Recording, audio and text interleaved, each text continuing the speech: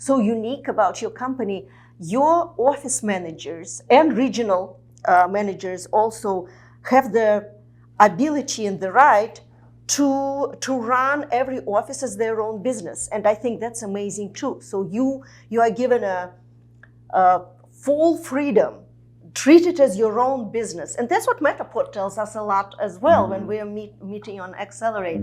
Use it, treat it as your own business, feel it with your heart, and do what you can do to make the business better. And that's what Howard Hanna is doing also. Your leadership is amazing because you give them freedom to be leaders. We really try to. I think that's, we want them to act as owners. Yeah. You know, I mean, and I think we try to instill that. Our organizational structure has, as markets grow, we have a market president, we have a regional management team, we have managers. And I know that's, I always say, in our industry today, it's become the challenge. Is you look at a lot of companies and they're like, well, we don't need that mid-level management. We don't need that level. You strip out.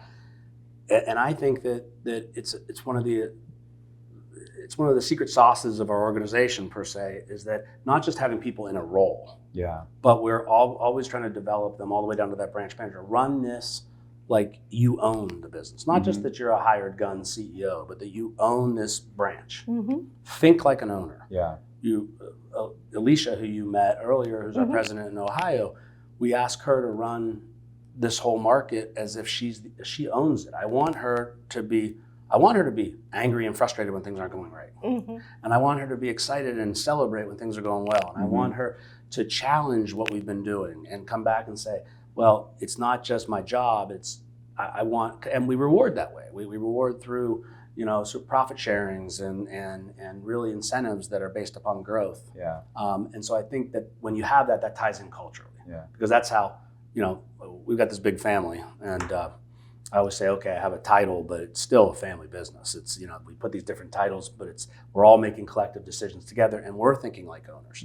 So if we're thinking like owners and we don't have our management team and everybody else helping make those decisions, then it just all becomes top down. And I think that's the other thing we've cultivated. My grandfather did, my aunts and my father did, and now my generation, is that we want people to not just look at this as a job. We want them to express, this is a mistake. You're wrong, Hoby. Speak up. Tell me it's good to tell me I'm right, but when I'm wrong, tell me I'm wrong and tell me why you just feel that this isn't. And so we try to really cultivate that aspect, which I'm not sure everybody does. Kind of your upside down pyramid. Right. It is. And our CEO, RJ Pittman, he says the same thing. You have to care about what you do. You have to love what you do, care about what you do, and speak up. Because if you don't let me know what's going wrong and why you're unhappy, I will never be able to help the company. Not just you personally, but the company. And you support that theory as well. Yeah, it's really important. I think in real estate it's even more important, right? Because it's so hyper-local that if you give the local folks that accountability and ownership, not only do they know the market probably better than anybody else, no matter where you are in the organization, they also feel accountable for the results. And when the results don't happen, that's when you personally, are passionate. If you're passionate about what you do, you don't necessarily feel good either until you get it right. So. And we don't get it right all the time.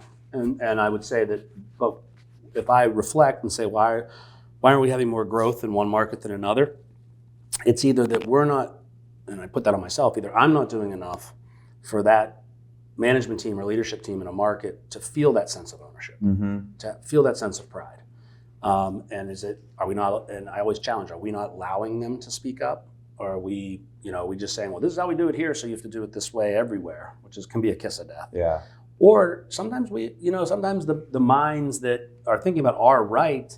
It's just, let's talk about how do we make sure you understand the value concept and listen to the objection, but put it together. So, but as your CEO says, if you don't love what you're doing, don't do it. I mean, we have a line that I think I stole from Mike Tomlin, the Pittsburgh Steelers coach. Oh, he's a great guy. Which is, we don't need hostages.